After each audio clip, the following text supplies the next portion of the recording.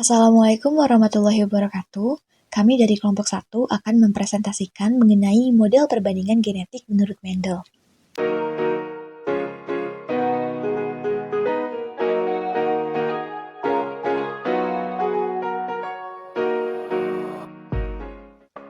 Adapun tujuan dari praktikum kali ini, yang pertama, membuktikan perbandingan menurut Mendel 1:2:1 untuk rasio genotip dan 3:1 untuk rasio fenotip pada persilangan monohibrid, serta perbandingan fenotip 9:3:3:1 pada persilangan dihibrid. Yang kedua, menghitung X kuadrat untuk menguji data hasil pengamatan. Dan yang ketiga, menginterpretasi nilai X kuadrat setelah dibandingkan dengan nilai X kuadrat pada tabel.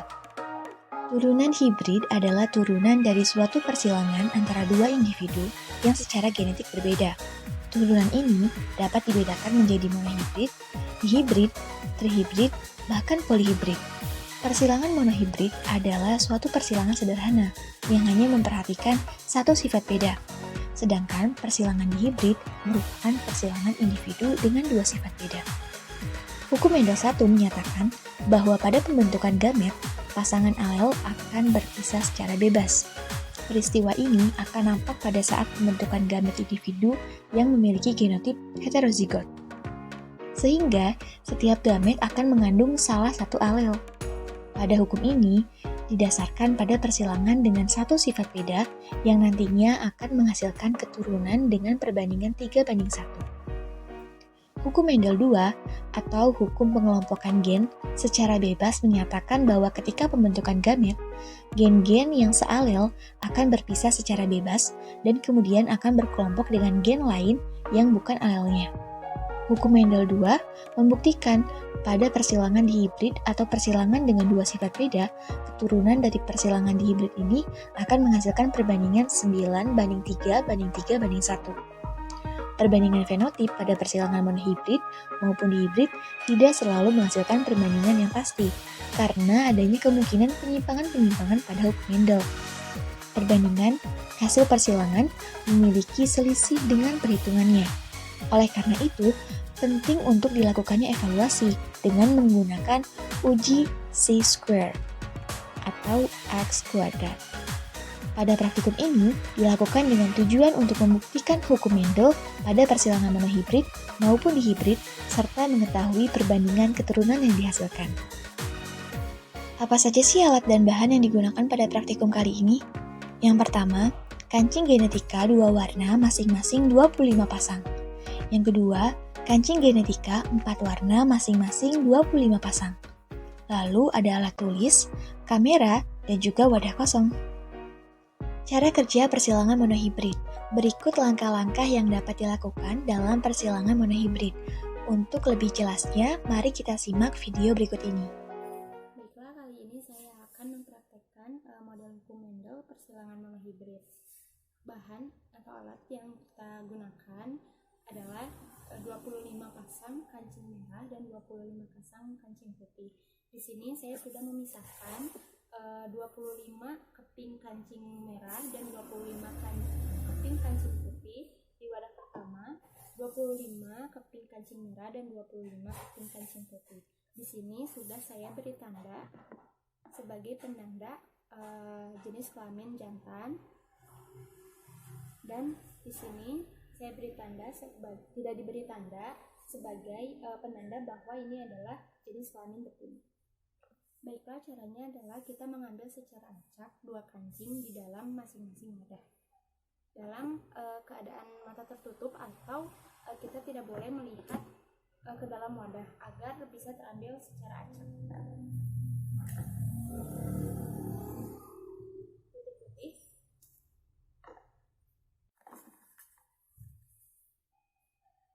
merah putih,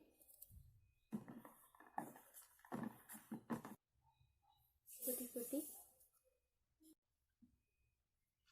putih-putih lagi, merah-merah,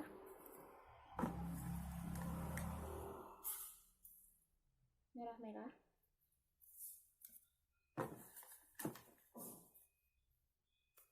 merah putih, putih-putih, putih-putih,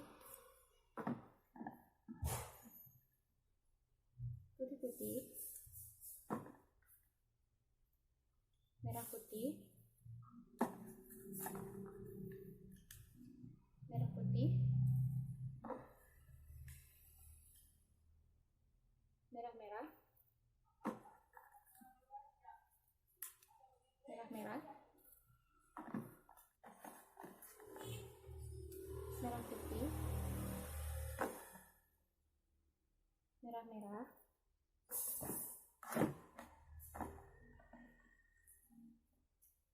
merah putih,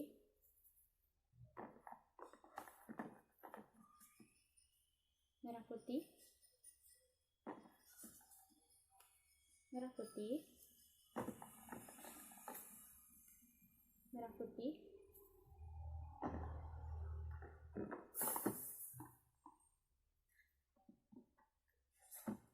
merah-merah, putih-putih, pasang lagi, merah putih. Baiklah, itu cara mengambil atau menyilangkan kedua warna atau kedua pasang kancing tersebut. Baiklah, ini dia hasilnya. Di sini kita punya 6 pasang kancing merah-merah. Di sini kita punya 10 pasang kancing merah dan putih. Dan di sini ada 9 pasang kancing putih-putih. Baiklah, itu dia model penyilangan monohibrid menggunakan metode kancing. Terima kasih. Cara kerja persilangan di hibrid. Berikut langkah-langkah yang dapat dilakukan dalam persilangan di hibrid. Untuk lebih jelasnya, mari kita simak video berikut ini. Assalamualaikum warahmatullahi wabarakatuh. Di sini saya akan melakukan praktikum persilangan di hibrid.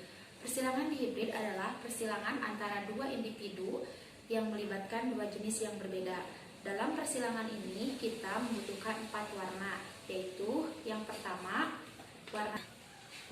pertama warna merah, yang kedua warna putih, yang ketiga warna kuning, dan yang keempat warna hijau.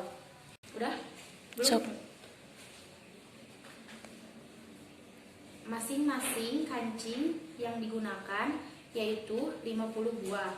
Setelah itu kita pisahkan masing-masing dari 4 ini menjadi 2 bagian. Yang pertama bagian gamet jantan dan yang kedua bagian gamet betina.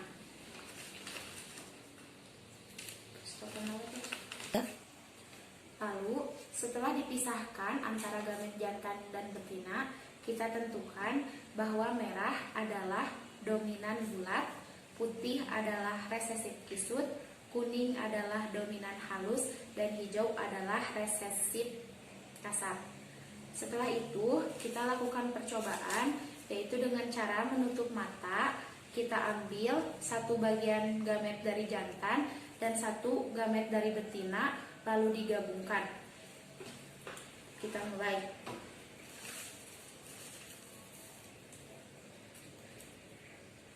Yaitu hijau dengan hijau, yang berarti resesif dengan resesif.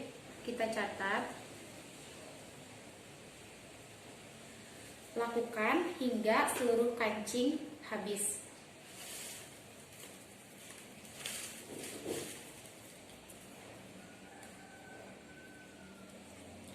Putih dengan kuning, yaitu dominan dengan resesif.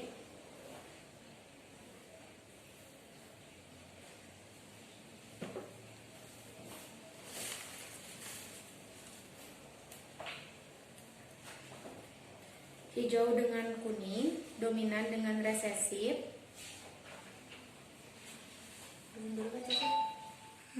Setelah semua kancing dari kedua wadah terambil, maka catatlah dan hitung warna yang ada. Setelah itu, hitung turunan F2 dan bandingkan dengan turunan F2 menurut Mendel, yaitu 9:3:3:1. Terima kasih.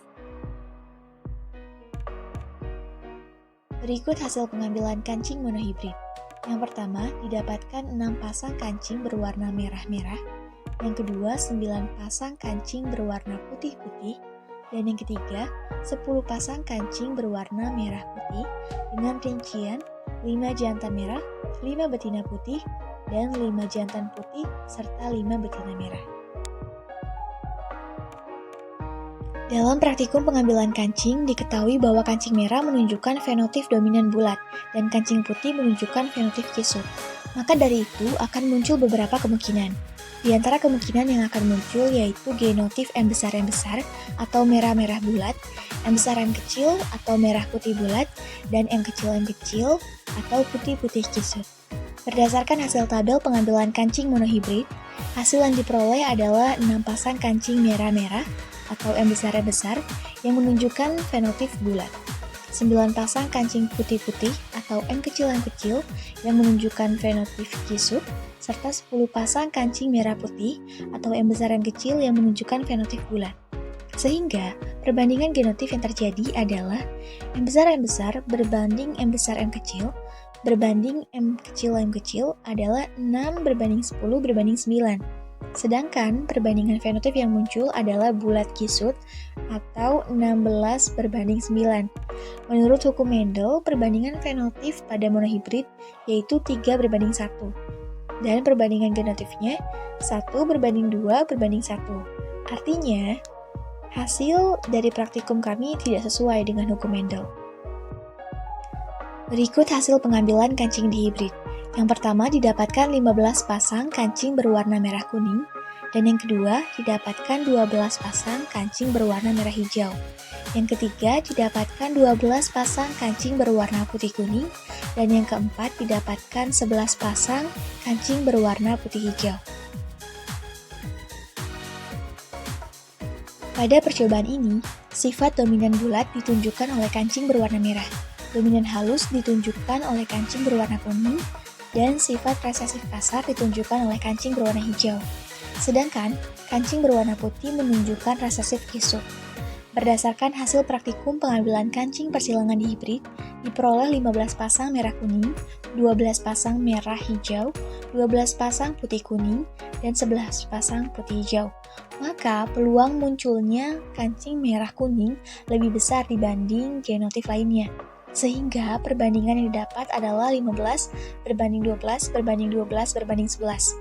Hasil perbandingan tersebut tidak sesuai dengan perbandingan hukum Mendel, yaitu 9 berbanding 3 berbanding 3 berbanding 1.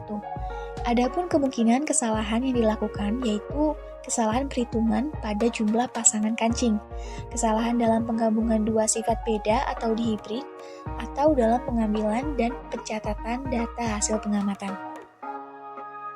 Sekian yang dapat kelompok kami sampaikan, mohon maaf atas segala kekurangan, semoga ada manfaat yang dapat diambil.